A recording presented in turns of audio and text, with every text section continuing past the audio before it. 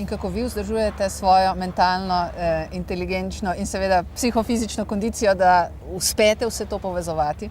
Ja, predvsem, pa naj se še tako čudno zveni, poskušam gledati drugam. Ne? Se pravi, jaz mislim, da tudi skozi neka potovanja, tudi privatna, tudi skozi branje literature, tudi skozi, ki nima veze za svojo stroko, dobiš ogromno novih idej, ogromno novih impulzov za tvoje delo, jasno pa tudi v družini, jasno tudi skozi športne aktivnosti. To pa vsi vemo, da mora biti danes tako. Ne?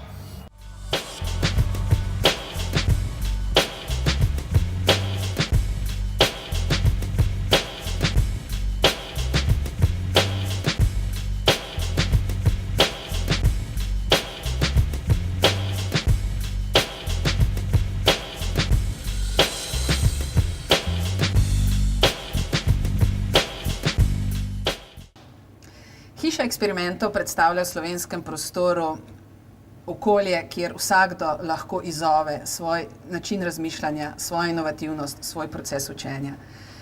Kako ste sploh prišli do te ideje? Svojo sproščenost tudi, ne? Tudi svojo sproščenost.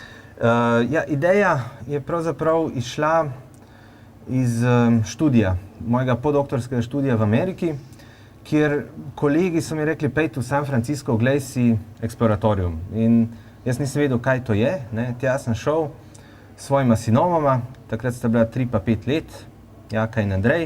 In ko smo not stopili, sem jaz rekel, to sem jaz. To je tisto, kar jaz želim, ker sem skozi pravzaprav v sebi nosil, pa nisem vedel, kako s tem ven priti. In od takrat sem rekel, zlasti potem, ko sta moja 2 otroka pri enem izmed eksperimentov preživela 2 uri, samo pri enem. Takrat sem rekel, to je moja misija, jaz bom naredil In kaj je pa torej vaš namen bil, da to vnesete prav v slovenski prostor? Kaj želite s tem doseči?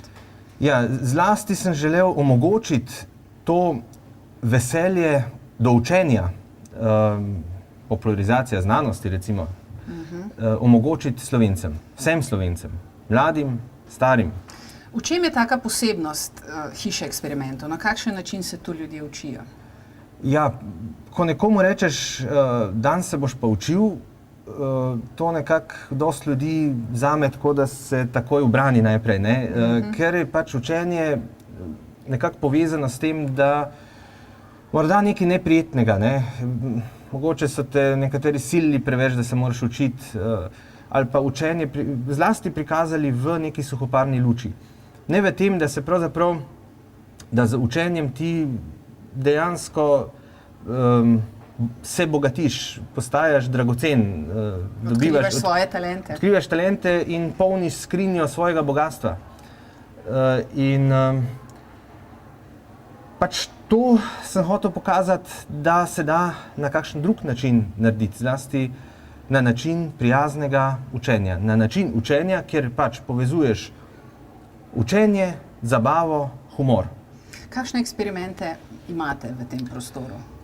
Eksperimenti so vseh področij znanosti. In so plod vašega znanja? Nekateri so plod našega znanja, nekateri so, rečemo, sposojeni iz drugih centrov.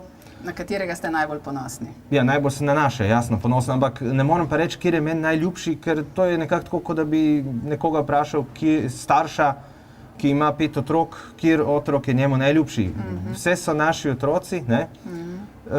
In vsak tudi potrebuje nego in ljubezen, ne, da deluje naprej. Mi jim pač vsem to dajemo. Kdo so predvsem vaši obiskovalci? Naši obiskovalci so pač vsi, ki imajo še otroka v sebi, ki so pripravljeni priznati, da še česa ne vedo. Vedoželjni. Vedoželjni, ampak bistveno, da so pripravljeni priznati, da česa ne vedo, ker to je tudi en korak, ki ga moraš v sebi narediti, da se zavedaš, da ne veš vsega, ne? Da ne pošleš turiste v napačno smer samo zato, da izpadeš pameten, ne? Vseh starosti, pač pri vhodu imamo napisano, da zlasti za tiste od 5 do 99 let. In a bi bilo potem to okolje primerno tudi za poslovne skupine? Ali bi bilo smiselno, da tudi podjetja pošljejo svoje delavce, svoje zaposlene, svoje menedžerje v taka okolja? Torej, podjetja, ki so samozadovoljna, ki so prepričana, da njim razvoj ni potreben, da so konkurenčna v svetovnem merilu in da avtomatično to tudi zmeraj bodo, tistim ni potrebno priti. Ne? Vsi, ki pa hočejo mogoče en trigger nekje dobiti, da bojo morda malo bolj inovativno začeli misliti, pa morda jim takšna hiša eksperimentov lahko ravno to sproži. Ne? No, upam, da boste takih skupin imeli vse več v tej hiši eksperimentov in da boste še naprej pomagali vzpodbujati in graditi platformo slovenske inovativnosti. Tako, te vse skupine so dobrodošle in dobrodošli vsi, ki si želijo prijetno učiti, ker ne učiti se pomeni povabiti vrtnarje, da te zalivajo. Hvala lepa. Prosim. Današnje poslovne ritme smo preživeli v družbi Trima in inovativnih poslovnih modelov. Poglobili smo se v pomen inovativnega vodenja. Rezultati Trima njegov pomen samo dokazujejo. A tu se delo ne konča. Poslovni ritmi se nikoli ne ustavijo. Zato je vsak konec le izziv za nov začetek. In ne pozabite, vsakdo je lahko inovativen. Tudi vi. Verjamem, da je podjetje živ organizem. Verjamem, da ima vsako podjetje svoj ritem. Verjamem, da so spremembe način življenja in gonilo napredka. Vjerujem v moč človeka iz skupine. Verjamem, da je dolžnost vsakega zaposlenega in menedžerja, da misli, ustvarja in napreduje. Verjamem, da si lahko podjetje samo definira svoje stranke in partnerje. Verjamem, da je vsakdo lahko inovativen.